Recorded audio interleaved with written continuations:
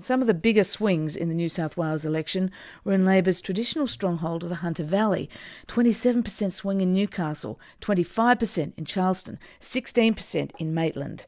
Joel Fitzgibbon is the member for Hunter in the federal parliament. He knows this region extremely well. He's also the chief government whip and he served in the Rudd government as Defence Minister. He's in our Parliament House studio. Joel Fitzgibbon, welcome to Breakfast. Thanks, Fran. Good morning. Labor has lost right through the Hunter, Maitland, Swansea, Charlestown, maybe even Newcastle, which would have been unthinkable at another time. This is Labor heartland. What went wrong? Well, 16 years of government, I think, Fran. It's very clear that this was a referendum on the performance of the state Labor government. 16 years is a long time. There is a natural political cycle, and the government in New South Wales had exceeded its use-by date. But we've never seen swings and a loss like this in terms of, the cyclical it's time factor. Sure, parties get thrown out as part of a cycle, but they don't get rubbed out and stamped in the ground like this with swings like this, do they? Well, I made the point the government had exceeded its use-by date. Ironically, it was unfortunate in a sense that the New South Wales Labor government won the unwinnable election in 2007. It meant it stuck around for 4 years too long, in my view. But we've been there in the Hunter before. In 1988, we had similar results. A very bad experience then, another bad experience on the weekend, but we will rebuild. And so you're not putting any emphasis on an issue like a carbon tax in these losses. I mean, the Hunter's traditional blue-collar, heavy industry territory, coal mining, aluminium smelting, electricity generation. The prospect of a carbon tax, it wouldn't be surprising to spook voters here. No, this, in my view, was an election fought entirely on state issues. It was a referendum on the performance of the New South Wales Labor government. I worked on a polling booth in Cessnock, right in the heart of coal mining territory, for 5 hours on Saturday, and not one person raised with me the issue of a carbon tax, despite a very large effort on the part of the coalition to make it an issue in that electorate. That is contrary to the feedback from state Liberal members and the state Liberal Premier now, Barry O'Farrell. They say quite clearly the feedback they were getting was that the carbon tax was a major issue. Well, it was in Tony Abbott's mind, it was to his advantage to make it an issue prior to the election. And now it's to his advantage, in his view, to make it an election post Saturday's course of events. But I didn't detect any talk whatsoever on the ground on Saturday about a carbon tax. And you have been the member for Hunter since 1996. You're pretty plugged into your community. You haven't felt any anti-Labor sentiment since the Prime Minister announced the carbon tax, more broadly? No, I haven't, Fran. I mean, I get lots of emails, of course, as members do in the 21st century, and I get many emails urging the government to fulfil its pre-election commitment, that is the Gillard government, its pre-election commitment to act on climate change.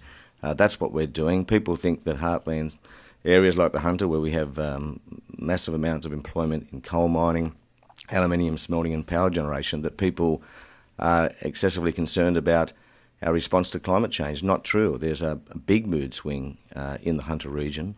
People are concerned about the environment. We have other attributes like viticulture, for example, and they want the government to act.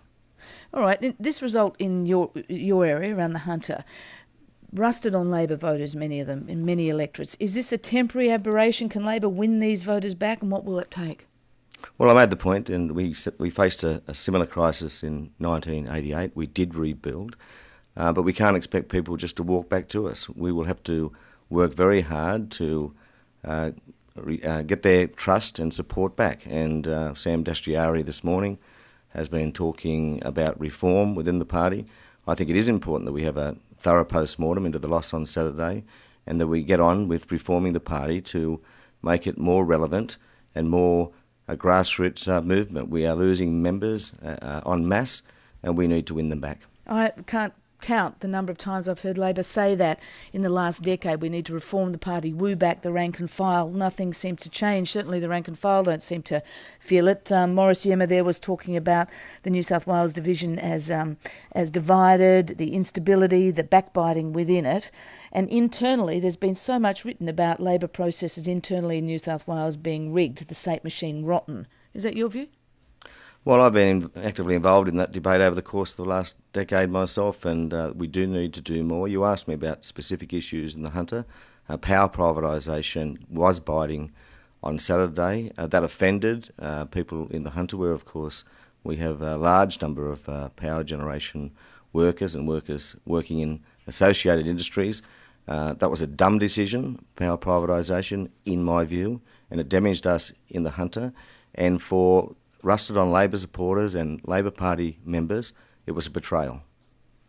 What about the state machine? Is it sound? Is it rotten? Should there be federal intervention in New South Wales? Well, I think Morris Yema was spot on. Sam Dastyari and his team have been there for a very short while. I've had many discussions with Sam. He's determined to reform the party.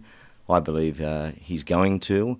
And, despite the bad result on Saturday night, believe it or not, 20-plus seats is a good outcome compared with what many were expecting. And I think that can be largely attributed to the campaign Sam Dastyari and his team ran. Now, a lot of people listening won't believe their ears to hear a federal Labor minister say this is not a bad outcome. In fact, this is a good outcome compared to what people being expected. I mean, it's the worst loss ever, I think, by a major political party in this country.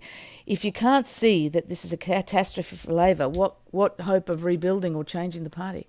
No, I wasn't saying that, Fran. I was only simply making the point that all the public opinion polling and indeed some of the private polling for a long time had indicated that this result might have taken us down to as bad as 13 seats. So I was only making the point that 20-plus seats can be largely attributed to what was a very effective and well-targeted campaign on the part of Sam Dastyari and his team. What does this result mean for the power and influence of the New South Wales right in Canberra federally? Well, again, it was an election fought entirely on state issues. It was a referendum on the performance of the state Labor government. I don't see it having any implications for us here in Canberra. Even though something like 90% now of the landmass of New South Wales is in Liberal hands, Liberal or National hands? Well, it makes it difficult for the party outside the parliament.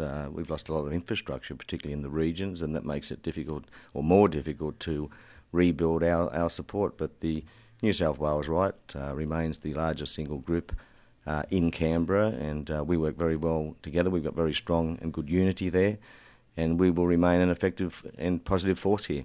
You hold your seat by 12.5%. Used to be, in normal cases, a very safe margin. Does this state result make you nervous?